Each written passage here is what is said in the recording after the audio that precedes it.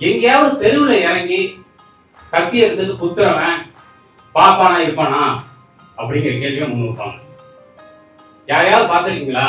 நாங்க கலவரம் செய்யறோமா, நாங்க ஆயுதம் எடுக்கிறோமா? அதற்கு பின்னால் ஒரு மிகப்பெரிய அதிகாரமும் வியாபாரமும் இருக்கு. அந்த தலித்துகளை, பழங்குடியினரை கையில கத்தி கொடுத்து தெருவில் இறங்கி ஜெய் ஸ்ரீராம்னு சொன்னா உங்களுடைய சமூக நிலை மேம்பட்டு விடும். ரொம்ப அதிர்ச்சிகரமான விஷயம் என்னன்னா, அதில் ஈடுபட்ட நிறைய பேரு பூர்வ குடியை சேர்ந்தவர்கள். ரொம்ப சிறிய கூட்டம், ஒரு சின்ன கூட்டம். அது எத்தனை பர்சன்ட் உங்களுக்கே தெரியும். அத்தனை பர்சன்ட் கூட்டம் சேர்த்து ஒரு பெரிய கூட்டத்தை கொலைகாரர்களாக, ஒரு படை வீரர்களாக ஆக்கியது அப்படிங்கிறது வந்து. தோழர்களுக்கு வணக்கம்.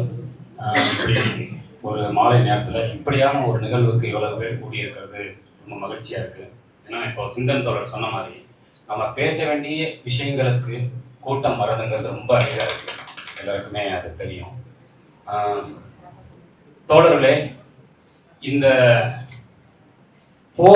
போருக்கு எதிரான ஒரு மாலையாக இந்த நிகழ்ச்சியை வடிவமைக்கணும் அப்படின்னு எங்க முடிவு பண்ணோம்னா, போர் அப்படிங்கிறது பாலஸ்தீனத்துல நடக்கிற, உக்ரைன்ல நடக்கிற போர் அப்படிங்கிறது வந்து ஒரு அந்த போர் ஒரு முதலாளித்துவத்திற்கு, எதேச்சதிகாரத்திற்கு, ஏகாதிபத்தியத்திற்கு எதிராக சர்வதேச அளவில் நடக்கிற போர் அப்படிங்கிறது மணிப்பூரில் நடக்கக்கூடிய கலவரம், குஜராத்தில் நடந்த கலவரம், தமிழ்நாட்டில் நடக்கக்கூடிய ஒரு சாதிய ஆணவ படுகொலை, இது எல்லாத்துக்கும் ஒரே விதமான தொடர்பு இருக்கு. அதனால நம்ம யாரோ ஒரு பாலஸ்தீனத்துல செத்து போற ஒரு குழந்தைக்காக பேசல, நமக்காக பேசுறோம் அப்படிங்கிறதுக்காக தான் இதை வந்து எல்லோரும் பேச வேண்டியது. அதுதான் மிக முக்கியமான ஒரு விஷயமாக இருக்கிறது. தோழர்களே, பொதுவா உயர் சாதி வகுப்பினை சேர்ந்தவர்கள் வந்து ஒரு விஷயத்த சொல்லிக்கிட்டே இருப்பாங்க. தமிழ்நாட்டில் பாத்தீங்கன்னா, இந்தியாவில் பாத்தீங்கன்னா, பார்ப்பனிய ஆதரவாளர்கள் ஒரு விஷயத்த சொல்லிக்கிட்டே இருப்பாங்க. என்னன்னா, எங்கேயாவது தெருவில் இறங்கி கத்தி எடுத்துட்டு குத்துறவன் பாப்பானா இருப்பானா அப்படிங்கிற கேள்வியை முன் வைப்பாங்க. யாரையாவது பார்த்துருக்கீங்களா? நாங்க கலவரம் செய்யறோமா, நாங்க ஆயுதம் எடுக்கிறோமா, எங்கேயாவது பார்த்துருக்கீங்களா அப்படிங்கிற ஒரு கேள்வியை வந்து 50 ஆண்டுகளுக்கு மேலாக தொடர்ந்து பேசிக்கிட்டே வருவாங்க. ஸோ அது வந்து ரொம்ப முக்கியமான ஒரு கேள்வியா நான் பார்க்குறேன். ஏன்னா ஒரு எளிய மனிதர்கள்ட்ட அந்த கேள்வி போகும்போது, ஆமா உண்மைதானே, தெருவில் கத்தி எடுத்து குத்துற ஒரு உயர்குடியையே நான் பார்த்தது இல்லையே அப்படின்னு சொல்லுவோம். உண்மைதான். அங்க ரொம்ப முக்கியமான விஷயம் என்னன்னா, தெருவில் கத்தி எடுத்து குத்துறான் பாருங்க, அவன் கையில எல்லாருக்கும் கத்தி கொடுத்தது அவன் தான். அதுதான் வந்து ரொம்ப முக்கியமான விஷயம். ஆயுதம்ங்கிறது இங்க இருக்கு, அதுதான் விஷம் தைந்த மிக முக்கியமான ஆயுதம். அதை வந்து 1000 வருஷமா நம்ம கையில யாரு கொடுத்துக்கிட்டு இருக்கா அப்படிங்கறதான் நம்ம பார்க்க வேண்டியிருக்கு. நான் வந்து கோத்ரா ரயில் எரிப்பு இருக்கு இல்லையா, குஜராத் கலவரம் ஒரு பெரிய கலவரம் நடந்தது.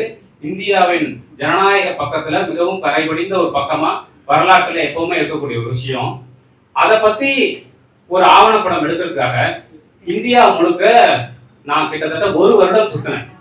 அதுலதான் நான் ரொம்ப முக்கியமா இந்த விஷயத்த வந்து கள ரீதியாக உணர்ந்து கொண்டேன். அந்த ஆய்வுக்காக கன்னியாகுமரியில இருந்து காஷ்மீர் வரைக்கும் நிறைய பேரை நான் வந்து சந்திச்சேன். குஜராத்ல அந்த கலவரத்துக்கு பின்னால் நடந்த விஷயங்களை அறிந்து கொள்வதற்காக அங்க இருக்கக்கூடிய எளிய மனிதர்கள், எல்லா சமூகத்தை சேர்ந்த முக்கியமான மனிதர்கள், அப்புறம் டீஸ்டா, ஸ்ரீகுமார் ஐபிஎஸ் உள்ளிட்ட பல பேரை வந்து சந்திச்சோம். அது ஒரு பெரிய நெடிய பயணம். அதுலதான் வந்து இந்த கேள்விக்கான விடை வந்து ரொம்ப தீவிரமா புலப்பட்டுச்சு.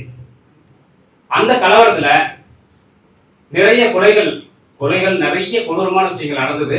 அதில் ஈடுபட்ட நிறைய பேரு, ரொம்ப அதிர்ச்சிகரமான விஷயம் என்னன்னா, அதில் ஈடுபட்ட நிறைய பேரு பூர்வ குடியை சேர்ந்தவர்கள், தலித்துகள், டிரைப்ஸ், அதாவது அந்த கொலையில் ஈடுபட்டவங்க, அந்த கொலையை செய்தவர்கள். அப்ப என்ன, இது ரொம்ப பாதிக்கப்பட்டது நம்ம தான், பாதிக்கப்பட்ட மக்கள் நம்ம மக்கள் தான், ஆனா கொலை செய்தவர்களும் அவர்கள் தான். இது வந்து அப்போ இது வந்து அப்ப அந்த கூட்டு இருக்கு இல்லையா, நாங்க எங்கேயாவது கொலை செய்யறோமா அப்படிங்கிறது, அப்ப அது உண்மையோ அப்படிங்கிற ஒரு தோட்டத்தை வந்து அது ஏற்படுது. அப்ப அதுக்கு பின்னாடி உள்ள போய் பார்க்கும்போது அதற்கு பின்னால் ஒரு மிகப்பெரிய அதிகாரமும் வியாபாரமும் இருக்கு. அந்த தலித்துகளை, பழங்குடியினரை கையில கத்தி கொடுத்து தெருவில் இறங்கி ஜெய் ஸ்ரீராம்னு சொன்னா உன்னுடைய சமூக நிலை மேம்பட்டு விடும் அப்படின்னு அவனோட மூளையில அந்த விஷயத்தை தேய்த்து அவனை கொலைகாரர்களாக மாற்றியது இந்த கூட்டம். ரொம்ப சிறிய கூட்டம், ஒரு சின்ன கூட்டம். அது எத்தனை பர்சன்ட் உங்களுக்கே தெரியும். அத்தனை பர்சன்ட் கூட்டம் சேர்த்து ஒரு பெரிய கூட்டத்தை கொலைகாரர்களாக, ஒரு படை வீரர்களாக ஆக்கியது அப்படிங்கிறது வந்து ரொம்ப ஒரு முக்கியமான விஷயம். அதுதான் இன்றைக்கு உலகம் முழுவதும் நடந்து கொண்டிருக்கிறது. அதுதான் இஸ்ரேலில் நடந்திருக்கு. ஒரு சிறிய கூட்டம் சேர்த்து ஒரு பெரிய கூட்டத்தை கொலைகாரர்களாக மாற்றி குழந்தைகளை, பெண்களை, அவர்களின் பெண்களை அவர்களே, அவர்களின் குழந்தைகளை அவர்களே கொல்லக்கூடிய நிலைக்கு தள்ளக்கூடிய விஷயம். இதுதான் 1000 ஆண்டுகளாக ஒருத்தவங்களை கீழே ஒடுக்கி ஒடுக்கி ஒடுக்கி நீ மேல போகணும்னா கொலைகாரனா மாறு அப்படின்னு சொல்றது. அதுதான் இன்றைக்கு நடந்து கொண்டிருக்கிறது. அதற்கு எதிரான ஒரு மௌனத்தை கலைப்பதுதான் நம்முடைய மிக முக்கியமான விஷயமாக நான் கருதுகிறேன். அதை வந்து இளைஞர்களிடம் எடுத்து செல்ல வேண்டும் அப்படிங்கிறது தான் எங்களுடைய மிக முக்கியமான நோக்கம். அப்படியான ஒரு விஷயத்தை தான் இந்த பாடலின் வாயிலாகவும் நாங்கள் செய்கிறோம். இந்த நிகழ்வுக்கு வருகை தந்திருக்கக்கூடிய யுகபாரதி அண்ணன், செல்வா தோழர் எல்லாரையும் வரவேற்கிறேன். முதல்ல பாட்டை பார்த்துருவோம், அதுக்கப்புறமா பேசுவோம். நன்றி.